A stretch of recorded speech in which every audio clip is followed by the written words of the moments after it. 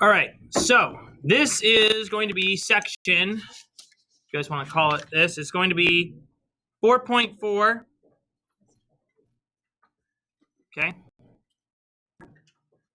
Square root functions.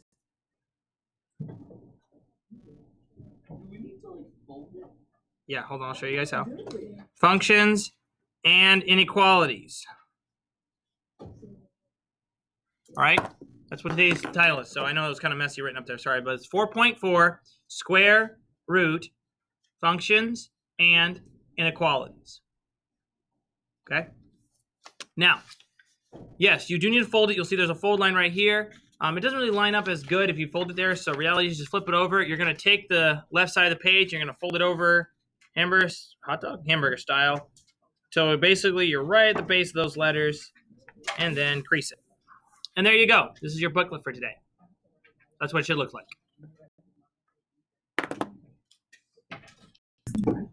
All right, now, okay, square root functions. Okay, the parent function for a square root function is simply this: f of x equals the square root of x. We've already talked about f of x before when we talked about quadratics in the last unit, right? This should be nothing new. This should not scare you now. You should see this and be like, oh, hey, I know what that is, right? Now, since it's only possible to square a root, since it's only possible to square root non-negatives, whoops, I should have taken up more space there.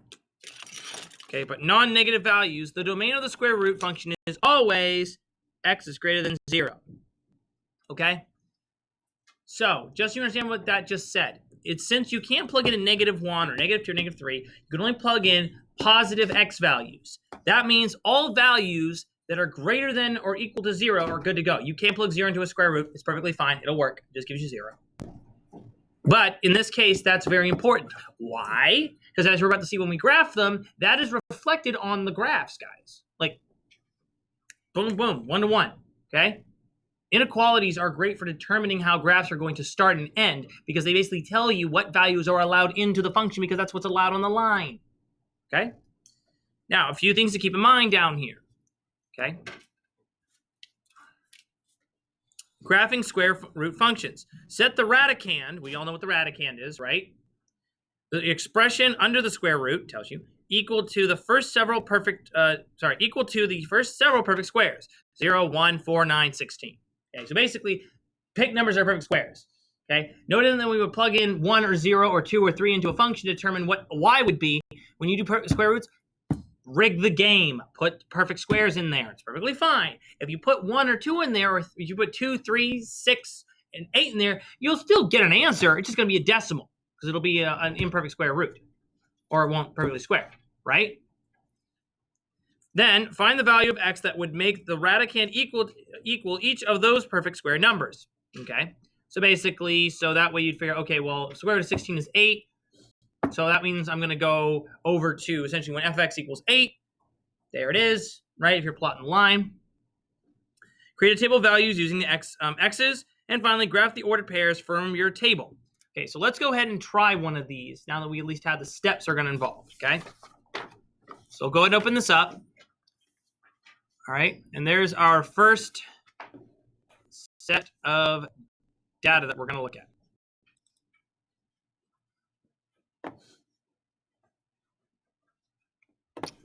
All right, so again, step 1, create a table of values for the square root parent function, okay? So here we go. Now, the easiest way to do this is you can either plug it into a calculator and it'll give you a table, right? As we've discussed previously. All right, so the easiest way to determine what the values are, as I've shown you guys before, is if you remember trying to determine all the possible answers for a number. All right. So if you guys remember, as you guys remember, we had a method for solving or finding all the multiples of a number. That being, if we go into y equals, whoops. Oh, come on. We just worked a second ago. Hold on a second. Apologies, I had to grab another calculator. Okay, so now all I'm trying to do is show you that if we did 10 over x in here, right? We did graph. Whoops, that's not what I wanted. Table. He's right. It gives us all the multiples of 10 basically, or at least the try to. Like, negative 2, negative 5, give me 10. Negative 1 and negative 10, give me 10. 1 and 10, 2 and 5, 3, 2, 5 and 2. You get the idea, right? Well, we can do the same thing for square root of x. Second square root of x. We go to second table. Whoops. Wrong one. There we go. And you'll notice there's all these errors for all the negative numbers. Remember, you can't take the square root of a negative number, right? So we're not going to ever have a negative number inside the radical unless it can be simplified to a positive number. We can start at 0, though. So what we do in here in this table is we're going to record basically this entire line to 10 over to here. Meaning that on your test and on calculators, on tests and quizzes and anything else, you will need a calculator to do this. Do not go into one of your test quizzes without one. All right? So you're going to have, for the first one, I'm going to move this out of the way. Apologies, because I'm not going to be able to. Well, it's just the flip sides. There we go. Do we do x equals 10? Nope, just watch. Okay? So, again, for y1, we did, I see what you're asking. We do the square root of x. Yeah. Okay? So then we do, 0, we have 0 here. We've got 1. And then we have 1.414. Then we have 1.732. Then we have 2. 2.236. 2.449, and I should round that, so it should be 2.450.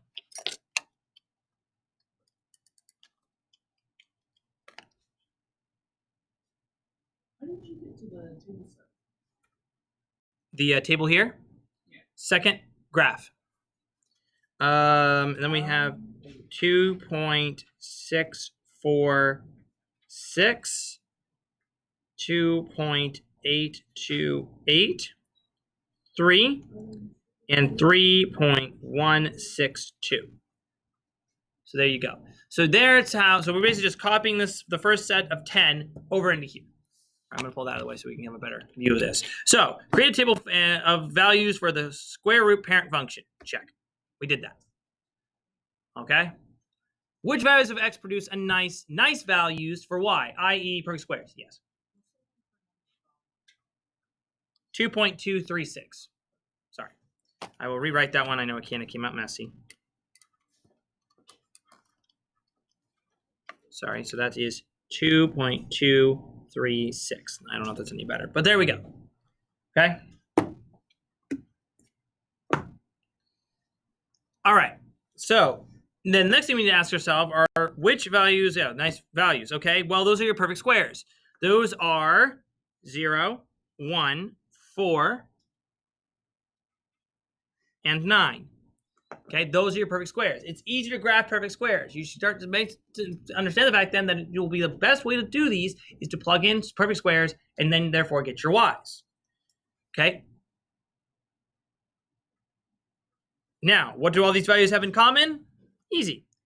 They are perfect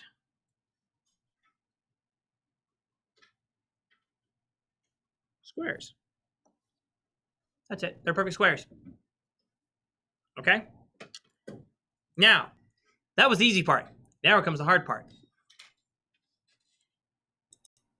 Now, so the next one is graph the values from your table. Okay? Okay, so the easy ones to graph are basically going to be the ones that are perfect squares, not the decimal ones. So we're going to start at 0. We're going to go over 1, up 1. We're then going to go over 4, up 2. Okay. Then we're going to go over 9 and up 3. Okay. And you should see, you sketch it out, what's happening here. All right. We graphed it. Yep, we did. Check.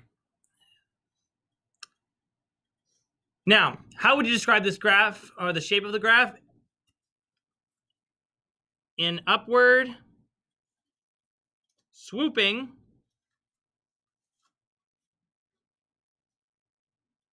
curve. It says curve, sorry. I can't write this morning. Oops.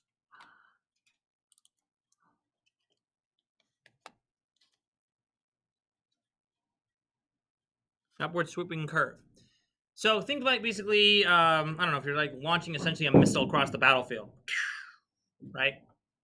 You don't want the missile to go up really high. You want to arc low so you can get more distance. Okay? Now, and Well, because if you the problem is at the bottom and shoot them up really high. The problem with this one though is that it will never come back down. So you're basically kind of like, it's not like almost like shooting a shoulder mounted rocket, like, and you don't want to come down, right? So basically it just goes up. Excuse me. Okay. Why does the graph not go to the left side of the y-axis? Simple. To the left. Oops, I forgot to put the. Okay. So to the left of the y-axis are negative x values.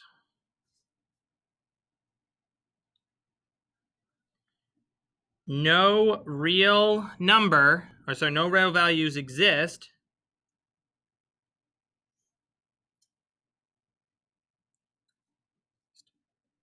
for the square root of negative numbers. Just short, but negative numbers. So i.e., we cannot plug in any negative numbers into this. They don't exist. They're imaginary, as we've discussed with the real number system on a previous time, or previous date. All right?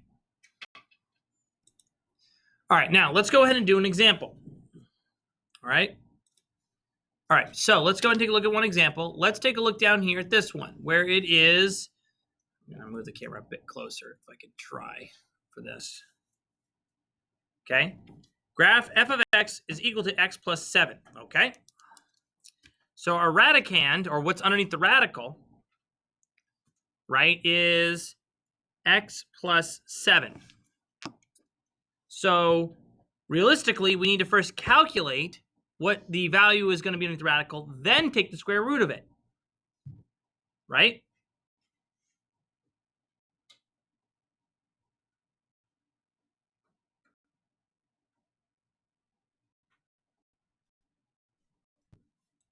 All right, so here's what we got to do first. First things first. Guys, this is a function, meaning we had to set it equal to something first.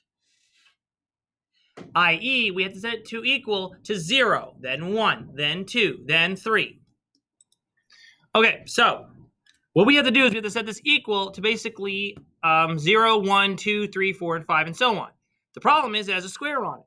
So what you're basically going to do is you're going to have x plus 7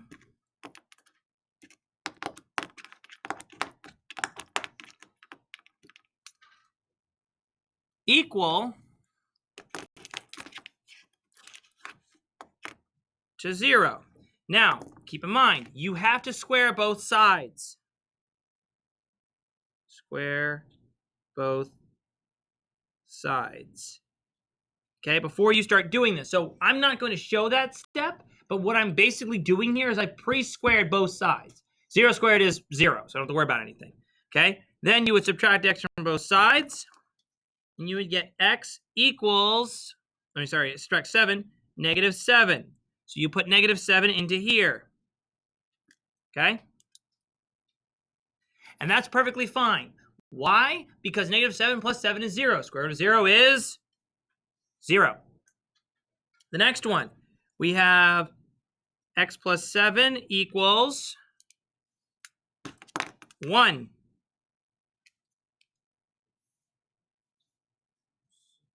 I'm not going to do that in blue ink because it's really hard to see that blue. It's just a really annoying color, to be honest.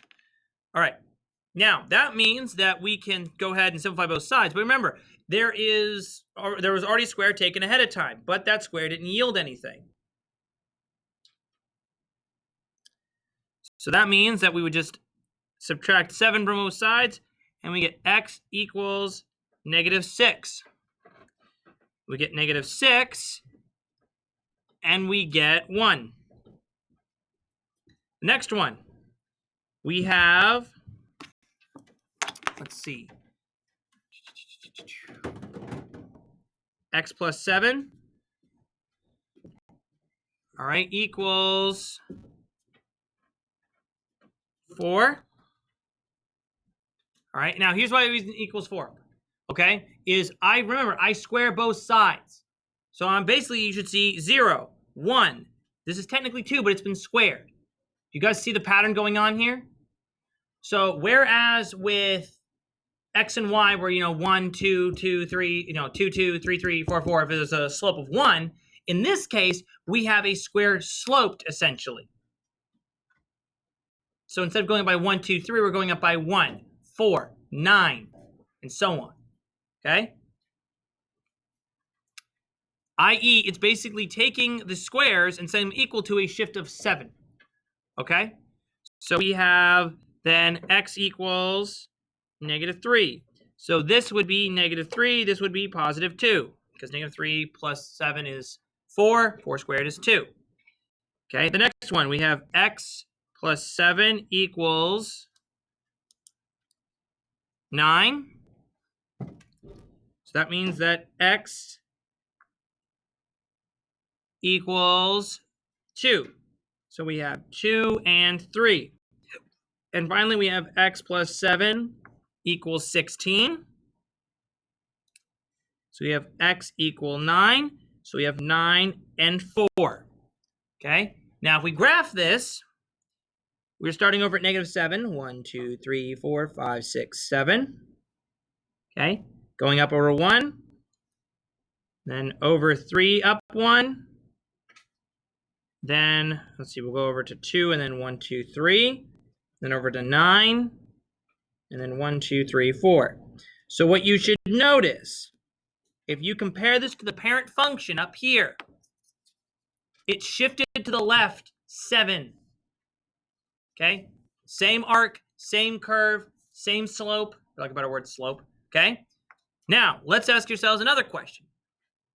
Well, first time we'll write this in. So, compared to the graph function of y equals square root of x, the graph is translated 7 units left. Okay?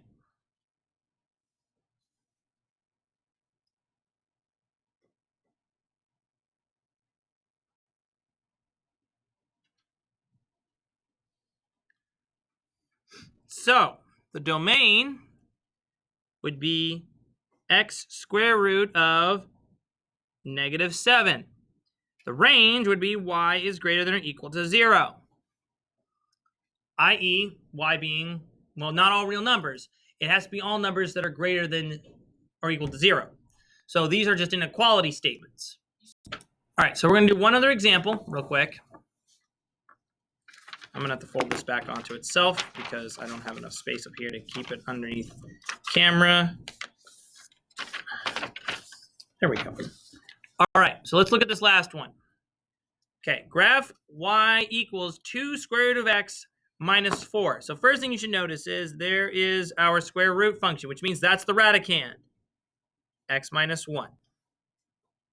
Okay. I'm actually going to write these in another color, the radicand portion in another color. Let's do this in dark green. It'll work. Or light green? Make sure we'll do light green. X minus 1. Okay?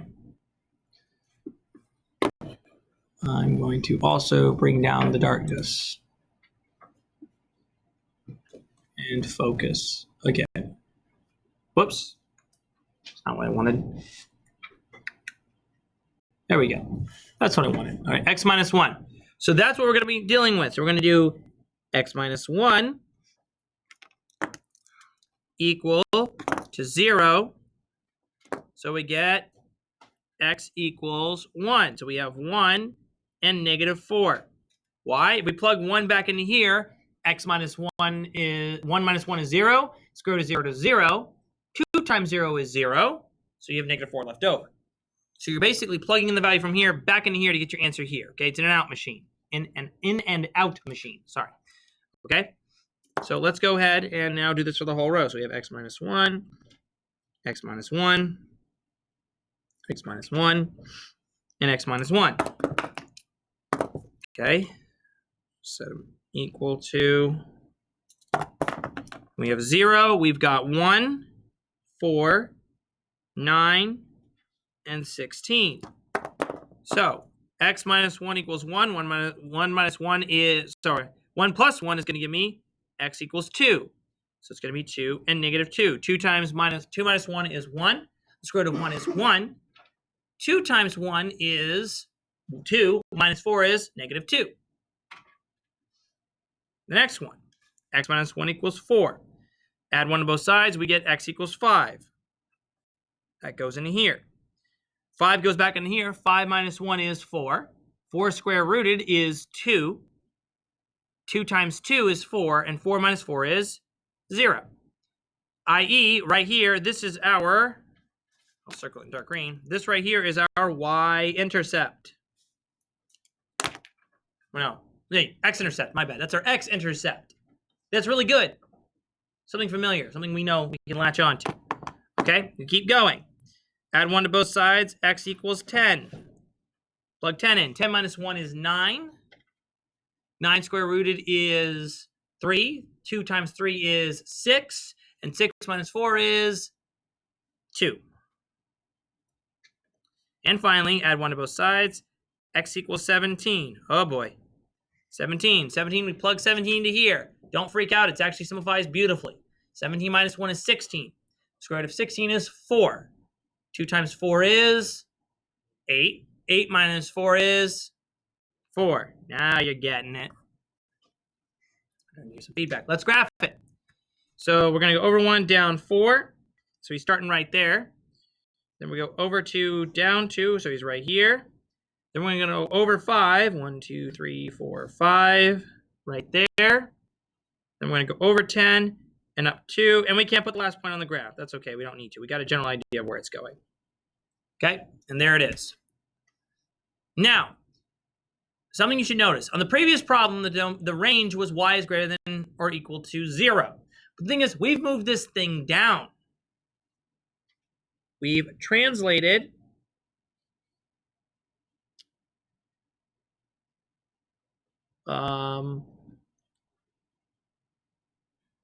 one to the right. Oops. And down 4. That means it's steeper.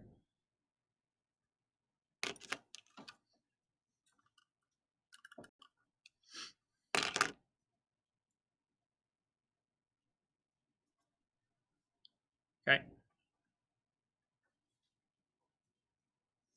And it's steeper, meaning that its slope is a bit more, has a higher gradient, I guess, best way, or higher grade, I should say. Now,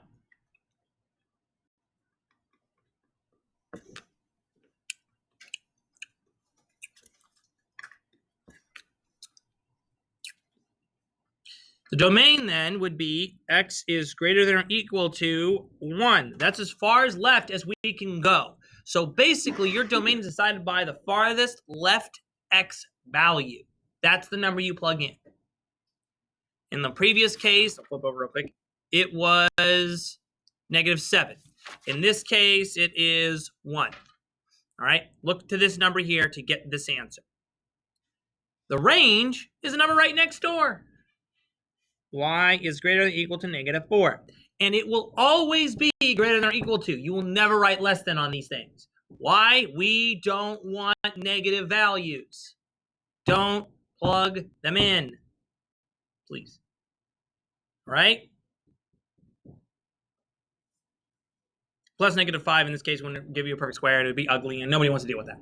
It's like, oh, steeper. Steeper. It says steeper. Sorry. If I wrote that poorly here. How do you spell steeper? 2 E's. Steeper.